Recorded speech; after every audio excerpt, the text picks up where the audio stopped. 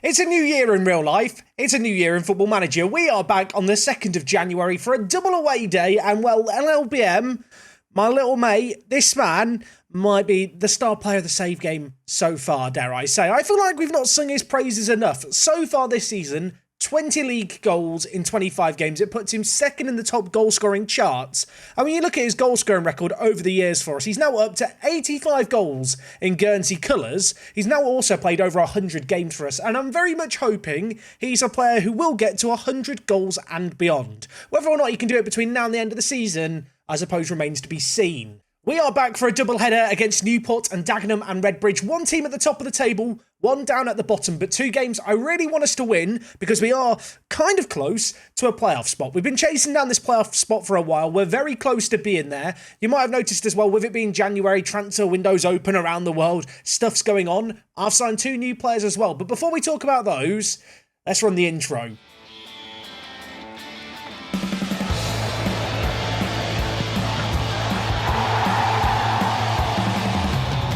Yes, folks, I hope you're doing amazing. Welcome back to Park to Prem. Today is episode number 29, and well, to kick off Wednesday, let's talk about transfers. One of these I think is a great signing, and that is Javier Benjamin. This man, is it Javier or Javier? Javier sounds very exotic. We'll just call him Ben. Big Ben. This man is a giant. Actually, I say he's not really a giant, but he's a centre-back, so they're all big, right? This man is our new leader, dare I say. I feel like we've lacked a leader in the dressing room for a while. He was a free transfer after being released by Cardiff City. And when you look at him, well, according to my staff, he's not actually very good currently. I actually disagree with that review. I think that this man, as a ball-playing defender, is absolutely immense. Now, it might come as a little bit of a surprise that I've ended up signing a new centre-back, but Morgan Williams had some issues with discipline, had been a little bit hit and miss, and I felt like if we could get in a depth player, someone who could really compete, that would be beneficial. Benjamin definitely lacks in the physical department, but what he does offer is some really solid mentals and some particularly good technicals for a more kind of ball-playing defender option. I mean, when you compare the two polygons, Benjamin looks way better. When you look at it attribute-wise, it's maybe a little bit closer. And while centre-back wasn't necessarily an area of the pitch I was looking to add depth into, with Morgan Williams now moving to the bench, as a bench option, I mean, he's absolutely perfect. Natural anywhere across the back four, and it's just an option, I suppose, in our team that just strengthens the squad as a whole, having another centre-back. So this second transfer is weird. It's a punt. It's one of those things where I know I'm going to get comments saying, Jack, why have you done this? And the answer is, it could be amazing. It could be it's entertainment at the very least. Christian Naveen, Australian under-21 international, has signed for us. He's not got a work permit.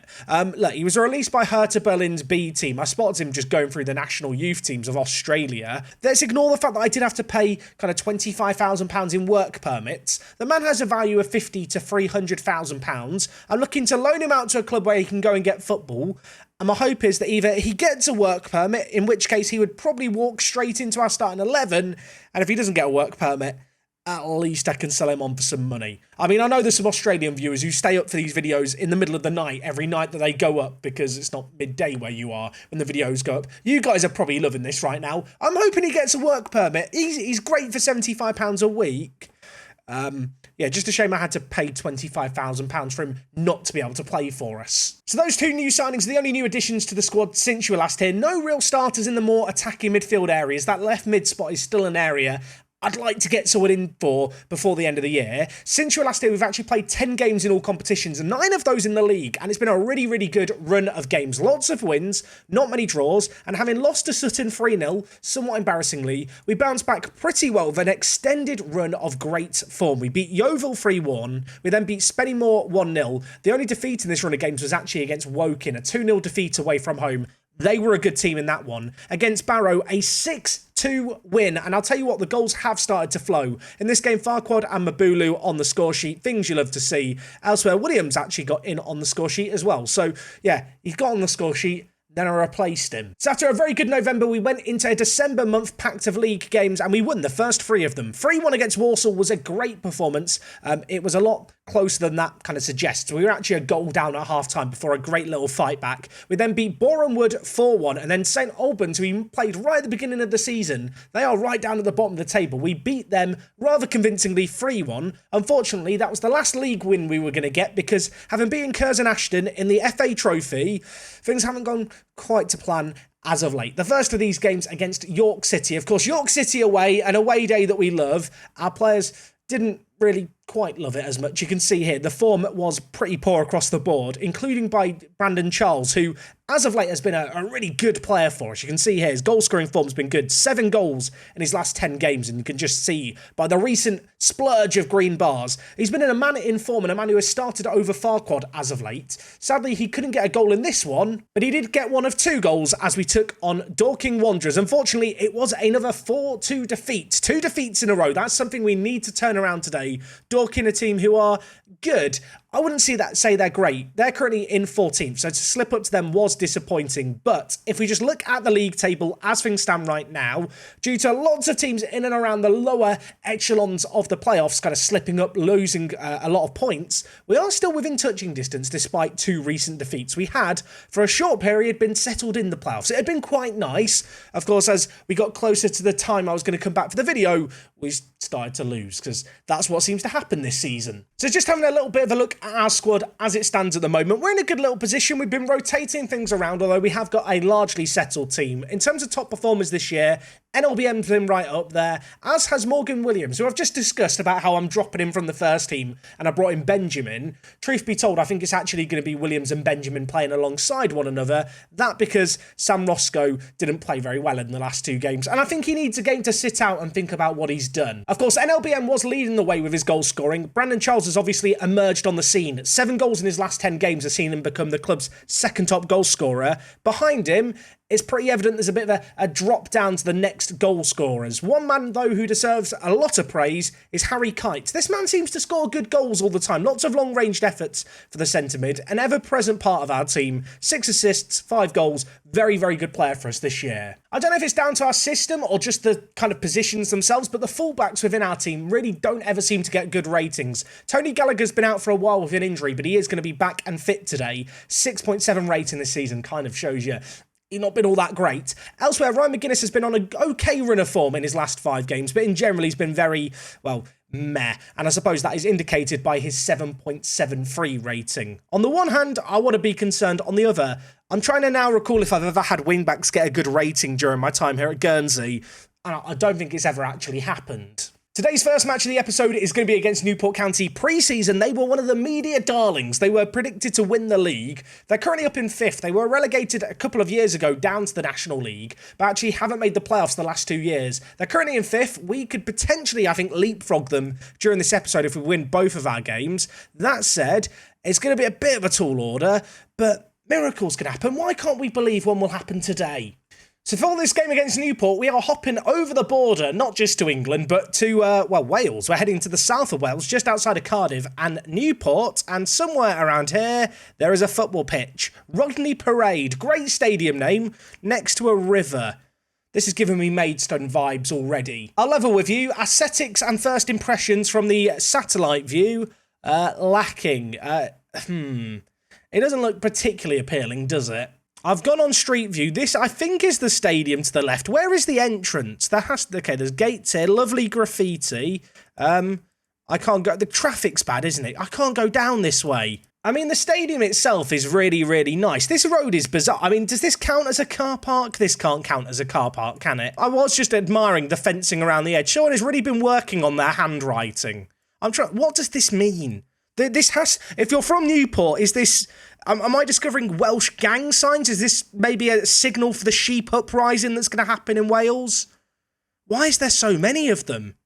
I mean, did they get better at that? I mean, that's a weak attempt, isn't it? If that's like an A+ for kind of execution, that one there, poor graffiti. Never knew I was a graffiti artist expert, but here we are.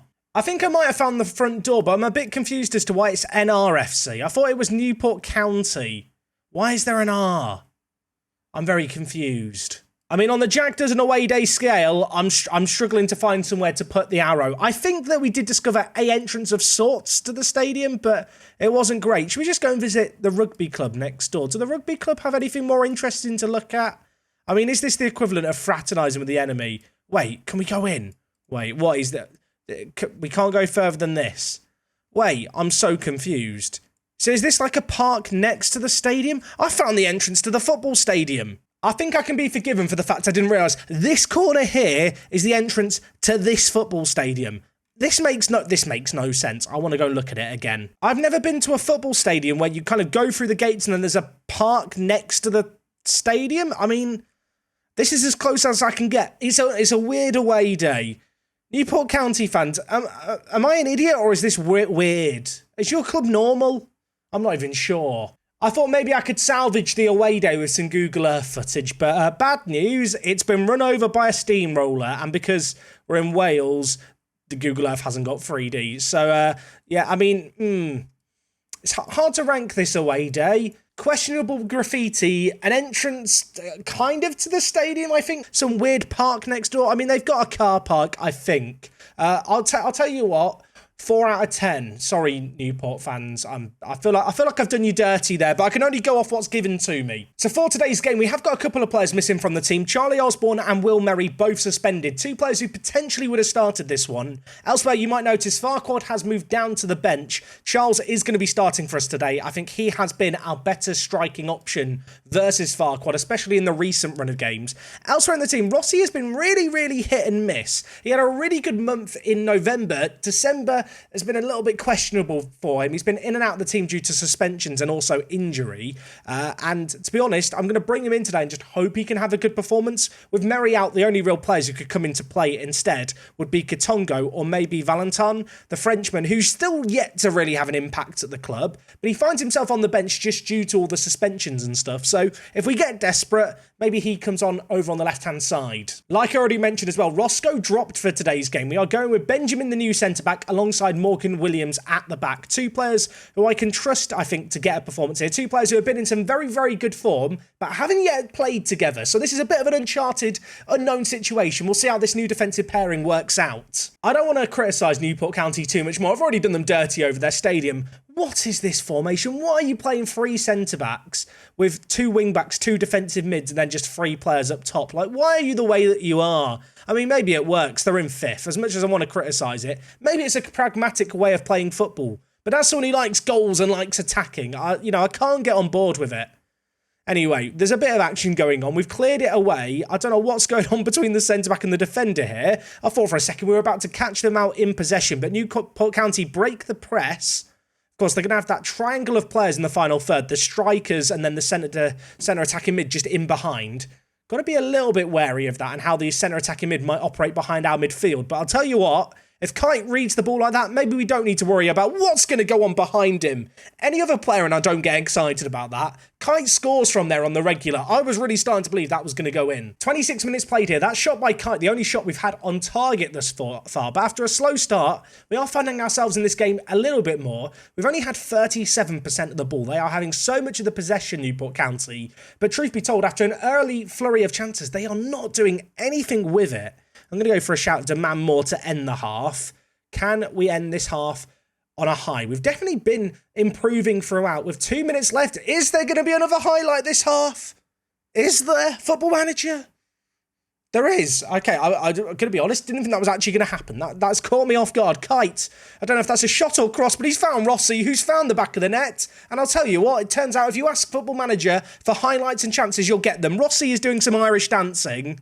I don't know where he's learnt that. Farquhar's been teaching him on the training ground. The Lord did it first, and now everyone's getting in on the action. Kite kind of talked about his goal scoring and also his assists as that centre mid. He's put a great ball in there, and with it, he's given us the lead. Half-time in this game, a goal to the good. It was a weird half, wasn't it? They started amazingly, but Newport County did not create anything after the 15th minute onwards. Going to tell the players just to warn against complacency.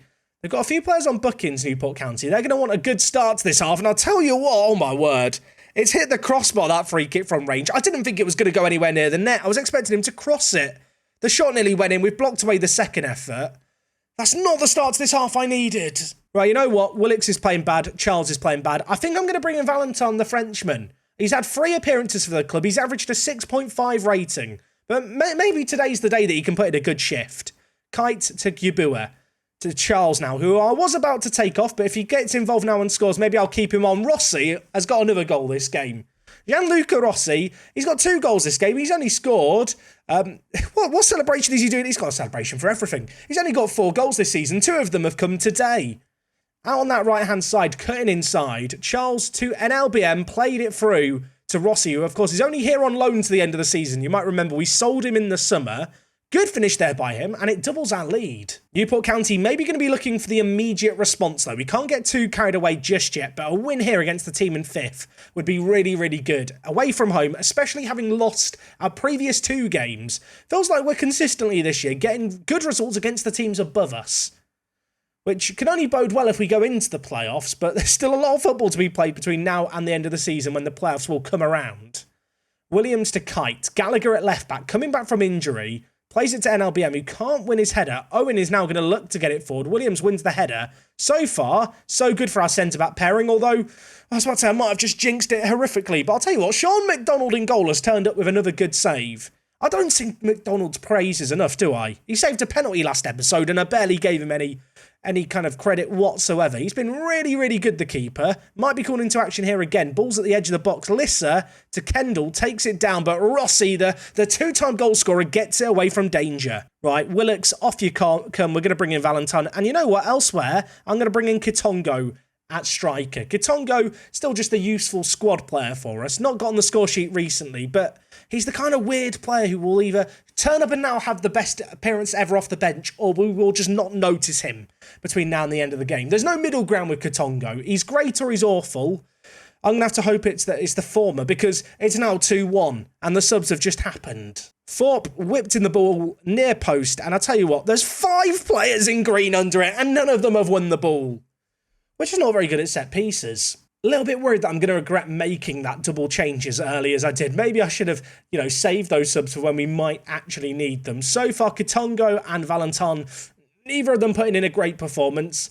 With a 1-goal lead with 20 minutes left, I'm kind of happy just for this to be seen out now if we can. I'm going to ask for a bit of time wasting, a little bit of shortening of the passing.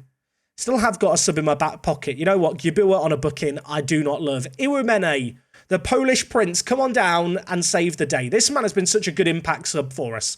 He's got some really good pace in him, some really good physicals. As a sub, especially in a 2-man midfield, he's perfect to bring on just to hopefully inject some energy and see us through a game like this. Of course, now I've talked about him seeing us through this game, we're now probably going to concede. Ball played into the middle. Graham, his efforts blocked. Burstow gets a header. How did that get to his head? Did it deflect to his head? It's 2-2 here. We were winning 2-0. It was going amazing. Rossi had scored. All was good in the world. And from absolutely nowhere, they've got a goal back here. I mean, they've got just a few players in the box. How did this end up at his head? It's blocked. I tell you what, that is so unfortunate, isn't it? 10 minutes left. It's 2-2. Undo the changes I just did. Get rid of the time wasting. Let's go a little bit more direct than we already were.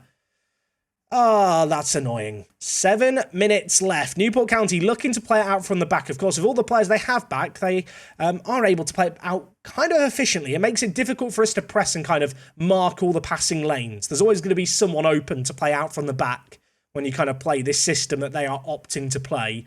Speaking of which, they're looking to play out from the back again. They go long. Williams wins it nicely. Benjamin, making his live commentary debut, spreads the passing all the way to NLBM. The Frenchman looking to cut inside. Gives it to Kite, who could shoot from here, shouldn't though. Valentin, the Frenchman, turns. Iwumene blazes it over. I really felt like I'd set it up for Iwumene to come on and score. It would have been too perfect. He's hit it over. 5 minutes of added time here. 2-2 would still be a very, very good performance if we could hold on for it. Are we going to be able to hold on for it? No highlight, please, Football Manager. Thank you very much. 2-2. Now, given the fact we were winning 2-0 in that game, it's bloody annoying. Let's not pretend otherwise, but I don't actually think that was a terrible performance. We had a lot of chances at the death as well. NLBM and Rossi put in some good performances. Benjamin, live con debut, got a 7.0. We saw some of his 13 passing on display as well. And I don't know, despite the fact we've lost a 2-goal lead, which leaves me a little bit annoyed, I'm actually pretty happy with that. So after that first game and that 2-2 draw, we do stay ninth in the league. We have got a game in hand against a lot of the teams in and around us, but without a win in our last 3, we really need to win this next game. It should be a more winnable one. We are taking on Dagenham and Redbridge. They're down in 23rd. We play them in just a few days' time. Don't go anywhere. We got another away day to get to. So for the second game of today's episode, we are heading to West London and we are heading to Dagenham, of all places, not to the Lidl. It's always about Lidl, isn't it? The football stadium, which is just over here now. Wee little baby Worther Space remembers Dagenham and Redbridge as a little kid, because I remember the year that Boston United, my hometown team, were promoted to the Football League from what was back then just the conference, rather than it being called the National League. And the team they'd battled with through the whole season was Dagenham and Redbridge. And one of my earliest footballing memories is chanting, "Are you watching Dagenham?" as the team lifted the trophy for winning the league and getting promotion to the Football League. So I already feel like I have a bit of beef with Dagenham and Redbridge. And I'll tell you what, I'm annoyed that they've actually got quite a nice stadium with a good car park. I was about to question if a bus could fit through this sign. You know, like if you were the away team, could you even get in here? But judged by the fact there is a bus indeed in the car park, I'm going to say that somehow a bus can fit through here. I mean, look at this. This is a lovely April's day. April 2018. Lovely blue skies above. Lovely picturesque view of the stadium. And then it ages quite horrifically within a few clicks, doesn't it? Dagenham and Redbridge Football Club. Kids for a quid. Daggers v blank. We'll never know who they were going to play. But kids for a quid. I mean, that is a great deal, isn't it? For a day out. Also, there is a Santa Fun on Sunday the 9th of December. I mean, we're in January now, so this is completely irrelevant. I can't see too much from the outside, but I've got to say now, they have got one of the best kind of signages on the stadium we've actually ever seen, I think, in a Jack Does an away day. This is very strong. Good text, good font, nice size logos. I'm a big fan. I decided since we might as well have a little look at the stadium in 3D. I've got to say, I do love just kind of Google Earth and these 3D kind of renders you get of places. Obviously, with Dagenham being in London, it does have it, unlike Newport. But it really just gives you a little model look almost at the stadium. I know it's far from perfect with how it projects the seats and stuff, but I feel like it gives you a pretty good idea of what these stadiums are like. This is a really, really nice ground. Just kind of nestled between lots of urban areas. There's some industrial estates behind one of the ground. Commentary box, probably for camera crews more than the commentary crew there as well. I'm a big fan, Dagenham. I mean, not the greatest facilities, but a solid car park, great signage. Going to give Dagenham and Redbridge's stadium 6.5 out of 10. I really wish I was keeping track of the scoring somewhere and I had a more proper scoring system. I know people memorise them because I'll rate one stadium that's maybe their own teams, and then I'll rate another stadium a few days later slightly higher, and they get very angry in the comments section about how can you give out that team a low score and this one gets a high score. It's completely arbitrary. You're reading too much into it. Dagenham got a 6.5 though. So with this game being just a couple of days after the previous one, I am going to have to rotate things a little bit. I am keen to maintain fitness, and given the fact that Dagenham and Redbridge are struggling down at the bottom of the table, I think if there is a game to play a weakened team, this is it. As a result, Iwamene is going to come in the middle. Farquad is going to start ahead of NLBM in the striking position. I'm actually going to start Kitongo out on the right-hand side as well. In at the back, Roscoe comes back in, and alongside Jefferies and Osborne as well at right back. So we are changing things up quite a lot here, but with fixtures coming thick and fast and continuing to do so, rotation is going to be very important. Whilst I was pretty happy with a draw in the last game, we were 2 goals up, we should have won it. This is a game that by comparison I go into before the game's even kicked off. I expect us to win this one away from home. Yes, it's tricky. It's the kind of game that feels like when you're just destined to lose in Football Manager. You know, you're taking on a team down at the bottom who are struggling away from home. These are always the games that you end up ballsing up, especially if you overcomplicate things and rotate things.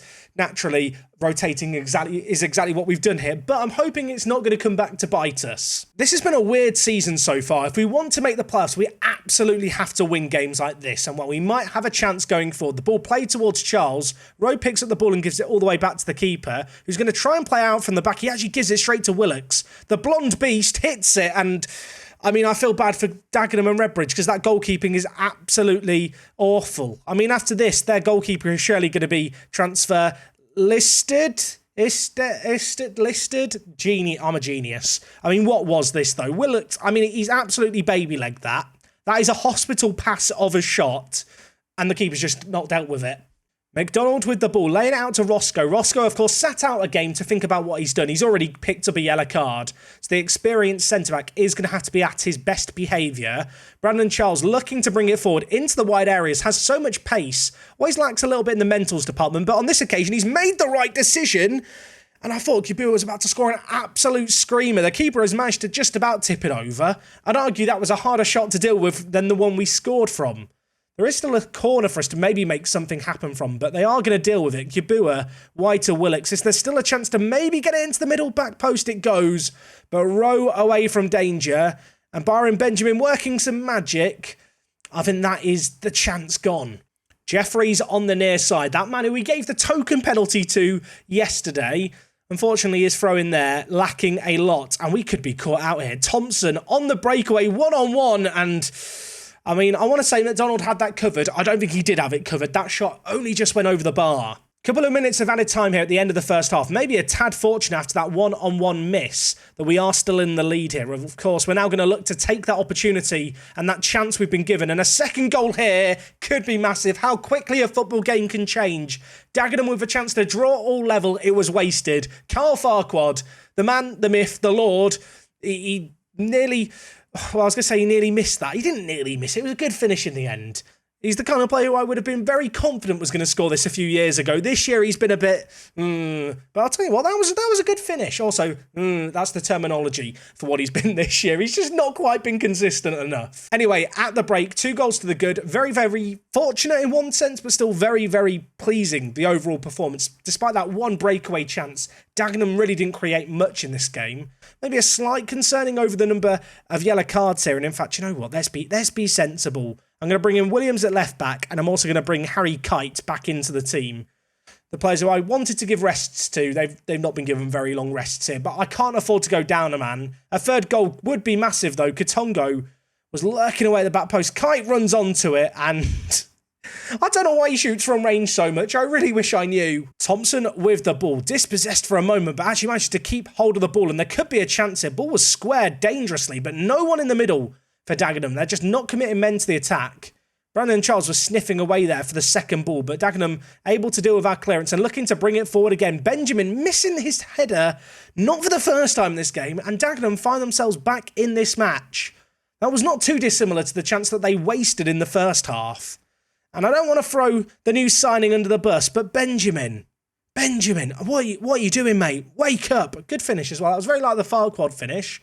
Thompson missed one in the first. He scored that one. It's now 2-1. So I have just decided to drop the defensive line and also the line of engagement. We're going to sit back a little bit more. They're currently getting a little bit of space in behind us, which I'm not really appreciating. So rather than continuing to play a high line, continuing to press super far up the pitch, which is currently causing us some issues, we can afford to just sit a little bit more when we don't have the ball. And hopefully that's going to allow us to see out this game. We've got 20 minutes left. We're having a lovely spell of possession here. Some end product at the end of this would be really, really nice. Osborne to Benjamin, the new centre-back, playing it forward to Kite. He's going to play it towards Brandon Charles, who's going to get in behind and hit it. And oh my word!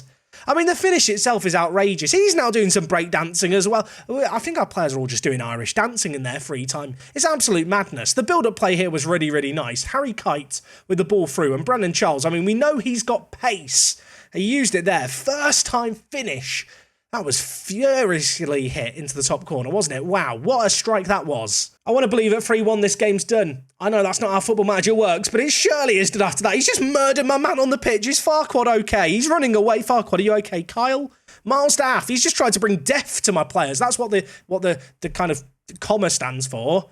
His name is Miles Death. He likes to murder my players from the looks of things. I mean, they're now down a man. We're 3-1 to the good. Surely that's that. Oh my word. Williams, you're not allowed to do that. You're playing left back, son. Why are you shooting like that? I actually thought it was going to go in for a second. It's gone just over. 4 minutes of added time here. Still 3-1. A really, really good display on the whole. We rode our luck a lot. We did create a fair few opportunities, but Dagenham repeatedly caught us on the break.